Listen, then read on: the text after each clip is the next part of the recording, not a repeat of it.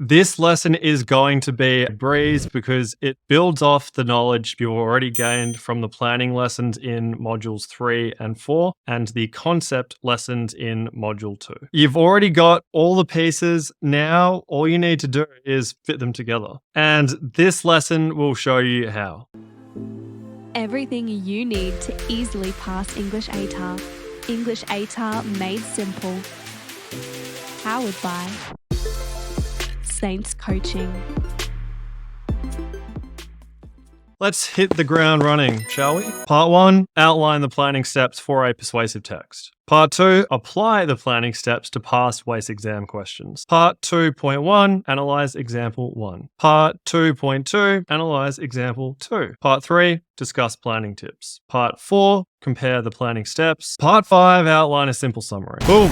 Let's keep this momentum up. Next part of this lesson, the planning steps for a persuasive text. Step 1, underline key parts of the question. This step requires you to identify and underline the part of the question that you need to understand and address. Next step is define key parts of the question. Here, you should jot down a brief explanation of what those words mean and or write some synonyms for words in the question that you're not sure of. Step 3, plan your PAC. Step 3 requires you to decide 3 things. Number 1, what the purpose of your text is. What we'll find later on is that the purpose of your persuasive text will be very similar to your thesis. So firstly, decide what the purpose of the text is. Secondly, decide who your audience for the text is. Thirdly, decide what the cultural and situational context is. Fourthly, choose a voice. Here, you should choose the type of personality you want to portray to the audience by jotting down a few adjectives per element 3 of the definition of voice, which you can see for the PDF study notes on the lesson on voice. Step number 5 is determine structure. There's a detailed explanation of what exactly you should be doing at this stage of the planning steps in the PDF study notes for this lesson. I won't go through all of that stuff. I'll just outline the main things here. And then in the examples, the full process of step number 5 will become clearer. Essentially, step number 5 involves deciding how you'll activate the audience in your introduction. Then in reason 1, which is the first body paragraph, you should figure out firstly what your reason is and then what examples you'll use to back up that reason. You'll do the exact same thing for reason 2, body paragraph 2. Figure out what the reason is, figure out what examples you will use to back that reason up. The third body paragraph in our persuasive speech is the counter-argument / reason 3 body paragraph. At this stage of the planning steps for this paragraph, you should determine what the counter-argument is, what the third reason is, and then what examples you will use to back that third reason up. Finally, at the determine structure step of the planning steps, you should figure out what your CTA, your call to action, will be in the conclusion. Once we've finished the determine structure step, we move to our 6th and final step, which is the create a title step. This step requires you to create, firstly, the title, then the subtitle, and also the byline. Recall from the previous lesson that the byline has 4 components. The first one is the speaker's name. The second one is the speaker's occupation. The third one is the date of delivery of the speech. And the fourth one is the context of the speech's delivery, who the audience was and where the speech was given. Those are our planning steps for a persuasive text. I'm hoping you've already noticed some similarities and differences between these planning steps, the planning steps we saw in the responding section, and the planning steps that we saw for the comprehending section. As we saw in the objectives for this lesson, we will directly be addressing the similarities and differences among all the planning steps that we have learned thus far. First part of this lesson done. Those are our planning steps. Let's move on to the next part of this lesson, which is all about applying those planning steps. Example 1, just making sure you're still with me. Before we take a look at this plan, I just want to quickly mention that there is a handwritten version of it directly after the activity objectives in the PDF for this lesson. Here is the question for example 1. I don't think you quite understand the ramifications of this decision. Incorporate this statement into a persuasive text for a resistant audience. Step 1, underline key parts of the question. What have we got?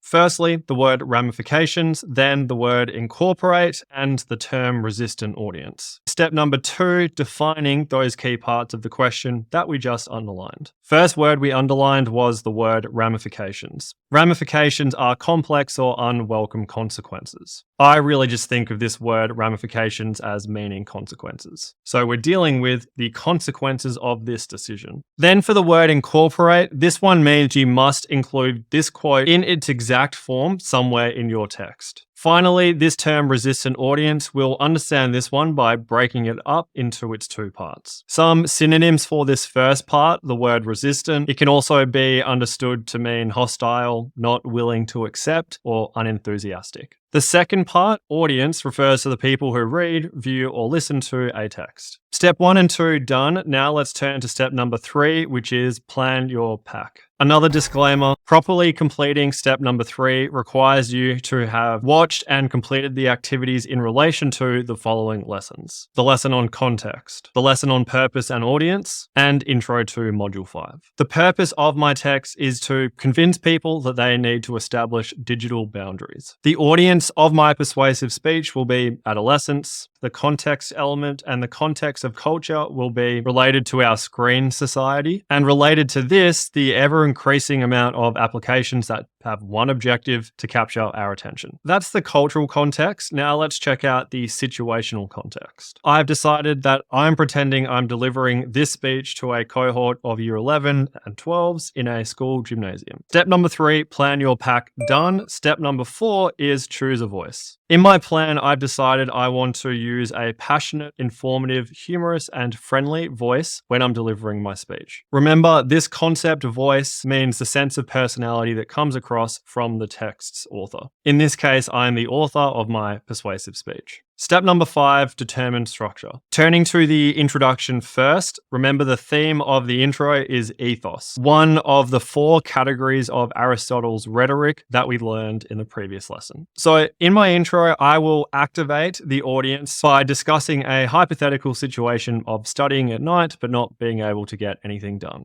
In this part of step 5, I've also determined what my thesis for the speech is, and that is, quite simply, you need to establish digital boundaries. From there, I want to map out my reason 1. This is the first reason why I'm saying the audience should establish digital boundaries. The first reason relates to a reduced attention span. The example I'm going to use to back this reason up is expert opinion about the long-term side effects of prolonged social media use. Reason 2 is very similar to reason 1 in that the theme is also logos, another category of rhetoric. This part of step 5 requires you to firstly state what the reason is and the example you're going to use to back it up. My second reason why the audience should establish digital boundaries relates to lost time. Then in the example for this paragraph, I'll refer to facts and statistics regarding how long we spend on social media. The third body paragraph of our persuasive speech is the counter argument and reason 3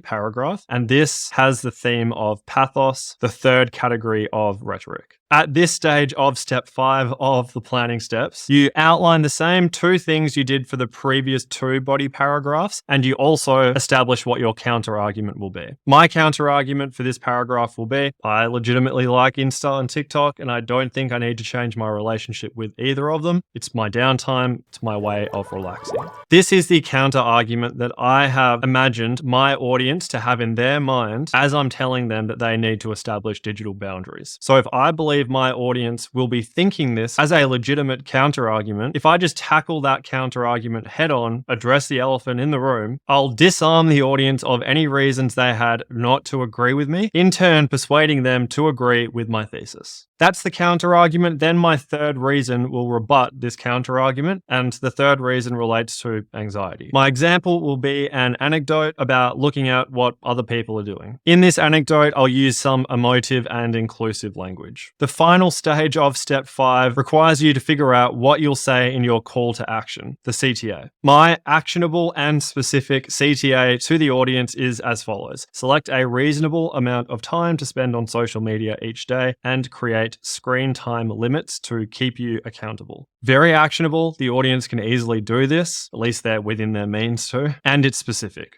Final step of the planning steps, create your title. My title and subtitle for this persuasive speech is Digital Boundaries, Why You Need Them and How They Liberate You. My byline is speech delivered by Leonard Sampson, co-founder of DB Inc. on 9 June 2022 to Year 11 and Year 12 students at Saints College. Leonard Sampson, Saints College. Name of the speaker, occupation of the speaker, date of delivery, context of delivery. Example 1, done. Let's do example 2. This is our question, and this is how change happens. One gesture, one person, one moment at a time. Incorporate this quote in a persuasive text that uses language features to target a specific audience. Planning for the question. Step 1, underline key parts. First key part, incorporate. Second key part, it's like half the question. Use language features to target a specific audience. Step 2, define those key parts. First key part is incorporate. This means you must include the quote in its exact form somewhere in your text. The next key part of the question, use language features to target a specific audience, essentially says your text and the language features it employs should be tailored to the specific audience. Emphasis on the word specific. Remember, every single word in every single WACE exam question is there for a reason. This word specific means you must specify or at least make it very clear somewhere in your text who your specific audience is. Speaking of who your audience is, let's turn to step 3, plan your PAC.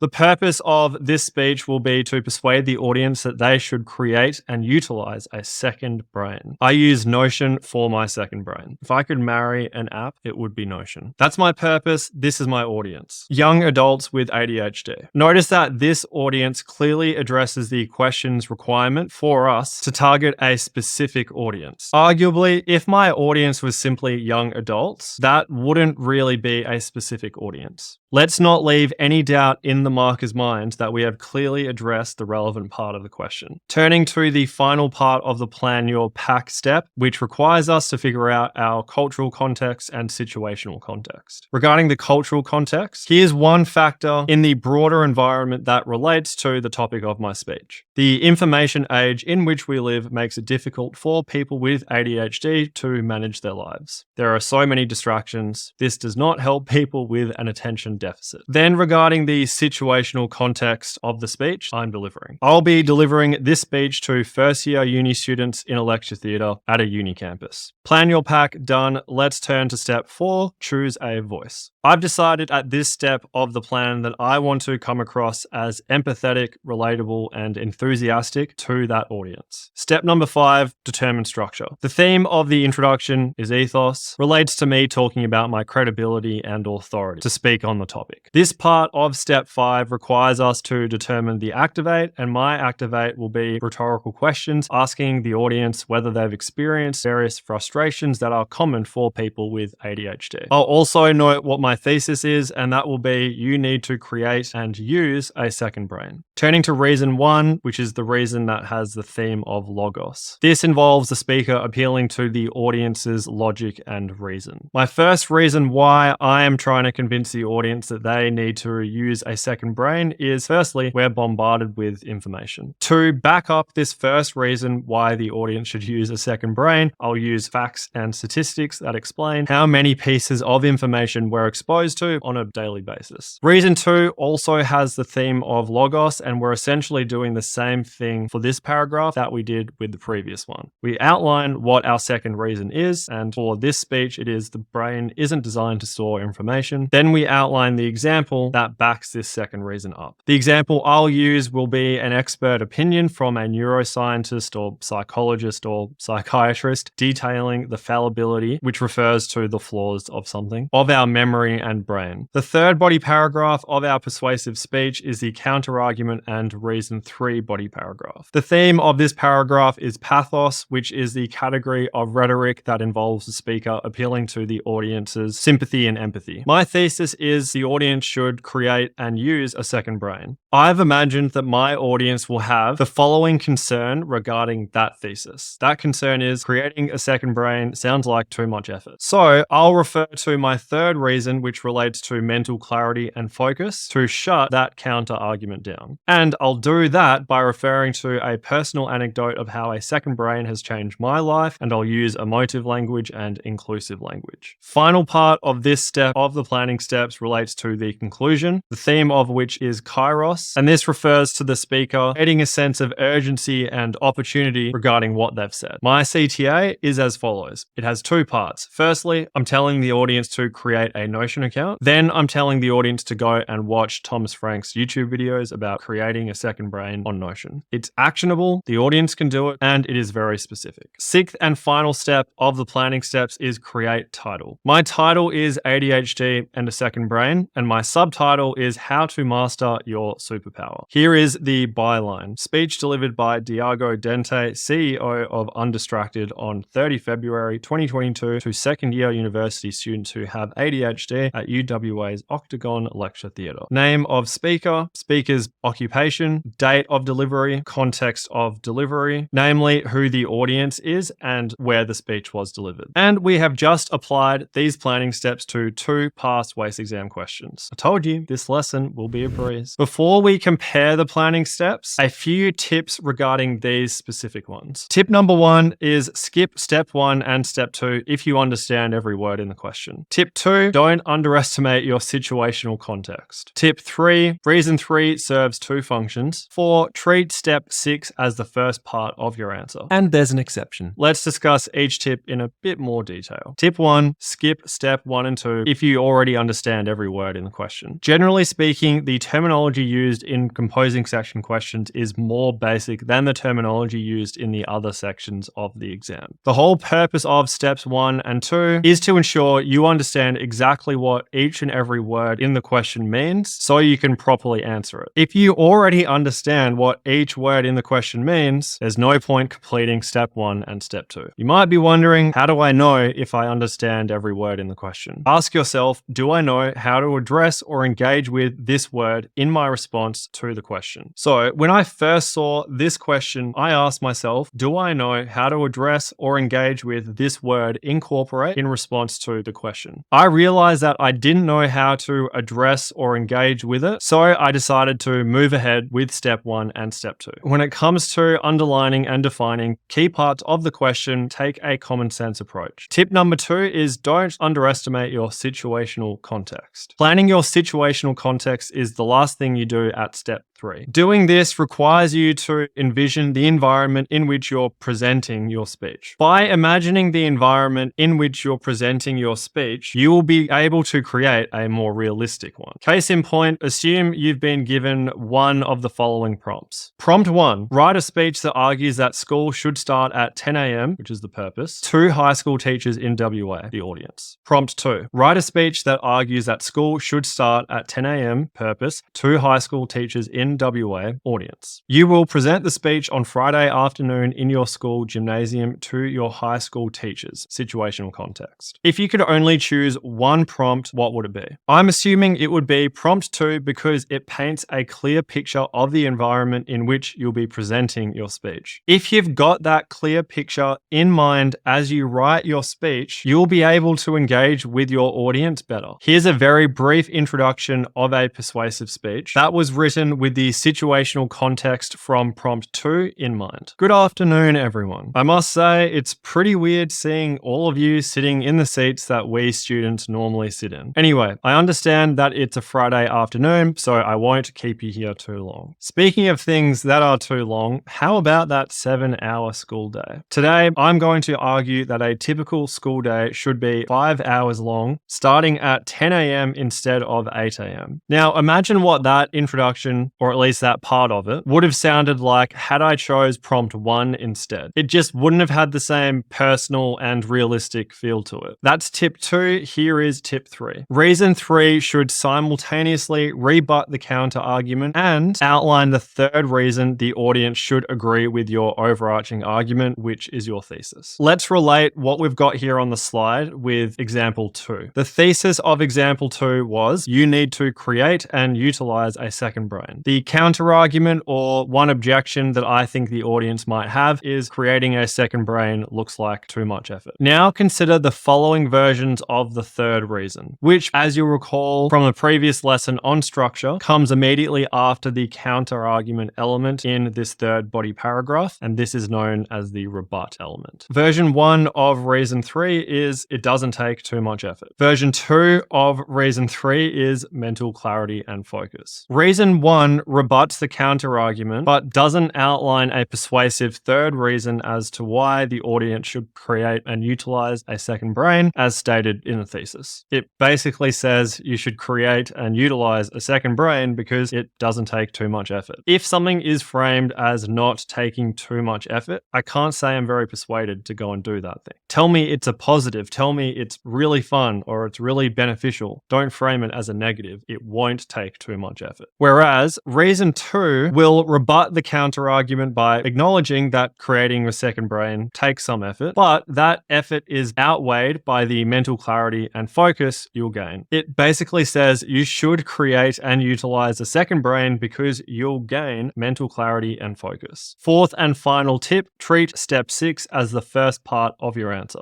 Note: if you already know what your title will be, it is a waste of time writing it in your plan when you can simply write it at the top of the next page and treat it as the first part of your answer. See the handwritten plan below this lesson's activities as an example. The purpose of this tip is to save you time in the exam. However, if you don't already know what your title will be, create a condensed version of it in your plan, then write the complete version as the first part of your answer. Here's an example. This is the condensed version of my title from example 1. Here's my title. Notice how I don't do a subtitle. I jot down what my speaker's name is, what his occupation is, the date of delivery, and the context of delivery. I figure that stuff out in the final step of my plan. Then I turn the page over and start writing my response. I start doing that by writing down firstly what the complete version of my title is, the one that includes the subtitle, and all the elements of my byline in sentence form. Those are the 4 tips that will help you nail these planning steps for a persuasive text. Turning to the final main part of this lesson, let's compare the planning steps. As you have no doubt realized by now, there are a lot of planning steps discussed in EAMS. Hopefully, the following comparison table will help you see that a lot of those steps overlap and require you to perform similar tasks. Step 1 of the planning steps, firstly, for comprehending and responding section responses, this requires you to underline keywords. Same thing for persuasive and interpretive texts. Same thing for imaginative texts. Step number 2, for comprehending and responding, define keywords. The same for persuasive and interpretive, and the same for imaginative. Step number 3 is where things start to diverge a bit. For comprehending and responding, you should reword the question here. For persuasive and interpretive text, you should plan your PAC, and for imaginative text, you should choose your genre or genres of subject matter. Then for step 4, for the comprehending and responding sections, you should diagram the elements. For the comprehending section, there are typically 2 elements in the question, and then for the responding section, there are typically 3 or 4. Step 4 for persuasive and interpretive text requires you to choose a voice, and then step 4 for imaginative text requires you to plan your PAC, your purpose, audience, and context, but only the cultural context, not the situational. Step 5 for the comprehending and responding sections, complete the diagram. For the comprehending section, the diagram's pretty brief. For the responding section, it's more detailed. Step 5 for persuasive and interpretive texts. For persuasive texts, firstly, you should determine your activate, thesis, reasons, counter-argument, examples for those reasons, and your call to action. For interpretive texts, you should determine your activate, main ideas, and examples for those ideas. Step 5 for imaginative text is select your narrative POV and type of narrator. The The narrative POV can be first person, central or peripheral, second person or third person, limited, objective or omniscient. The type of narrator can be internal or external. Internal narrators can be unreliable or reliable. Internal, unreliable narrators can be referred to as the Picaro or the liar, the madman or the naif. That's internal narrators. Then you've got external narrators. External narrators can be detached, subjective, omniscient,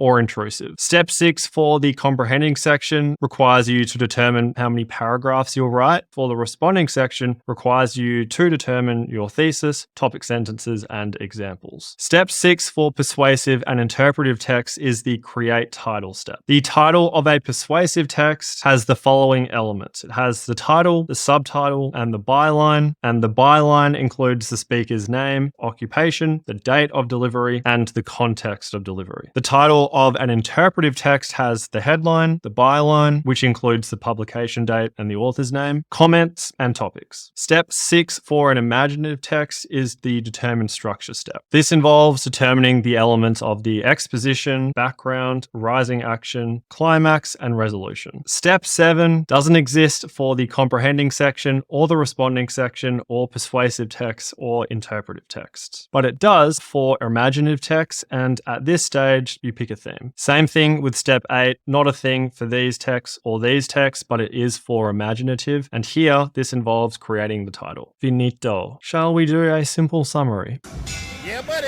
Part 1 of this lesson, the planning steps for a persuasive text. They are, firstly, underline key parts of the question. Here, you should identify the words you need to understand and address. Step 2, define key parts of the question. Jot down a brief explanation and or some synonyms for the words you underlined. Step 3, plan your PAC. Decide 1, the purpose of your text. 2, who the audience is. 3, what the cultural context and situational context is. Step 4, choose a voice. Write down some adjectives to describe the personality you want to portray to the audience. Step 5, determine structure. Here, you should determine your activation, thesis, reasons, and counterargument, examples, and CTA. Activation and thesis are relevant to the introductory paragraph. Reasons, counterargument, and examples are related to reason 1, reason 2, and counterargument and reason 3 paragraphs. CTA applies to the conclusion. 6, create a title. Create the title, subtitle, and byline. We know the byline includes the speaker's name, occupation, date of delivery, and context of delivery. Once we outline the planning steps, we apply them to 2 past WACE exam questions. Example 1 and example 2, see the PDF study notes. Next part of the lesson, the planning tips. There were 4. Number 1, skip step 1 and step 2 if you understand every word in the question. If you already know how to address or engage with a word in your response, you probably don't need to underline it, step 1, and define it, step 2. Tip 2, don't underestimate your situational context. Planning your situational context requires you to envision or imagine the environment in which you're presenting your speech. Imagine putting yourself in the shoes of the person who is giving the speech that you are writing. Trust me, it will help you create a more engaging and more realistic speech. And that's what this next point relates to. More realistic, more engagement. Tip 3, reason 3 serves 2 functions. Function 1 is to rebut the counter-argument, and the second function is to outline your third reason. Tip 4, treat step 6 as the first part of your answer. If you already know what your title will be, it's a waste of time writing it in your plan when it can simply be written at the top of the next page and it can be treated as the first part of your answer. This tip might save you 5 to 10 seconds in an exam. That 5 to 10 seconds could end up getting you an extra half a mark. A half a mark in your WACE exam represents 1% of your entire English ATAR mark. Talk about 1%ers. If you don't already know what your title will be, create a condensed version of it in your plan, then write the complete version as the first part of your answer. We then compared the planning steps. Check out the PDF study notes. Polished off. Done. Concluded. By this stage, you would be pretty familiar with the general gist of the planning steps. So hopefully you'll find understanding the version of them that we just discussed activities. Nice and easy. Don't forget that there is a handwritten version of an example that goes through all the planning steps for a persuasive text at the end of the PDF activities document. Speaking of activities, you probably know what they're going to be. However, make sure you read them carefully because there are different versions of the activities that are based on your text type preferences that you completed for the activities of the first lesson in this module, Intro to Module 5. We'll wrap it up there. Thank you for your continued effort with this course. It means a lot to me.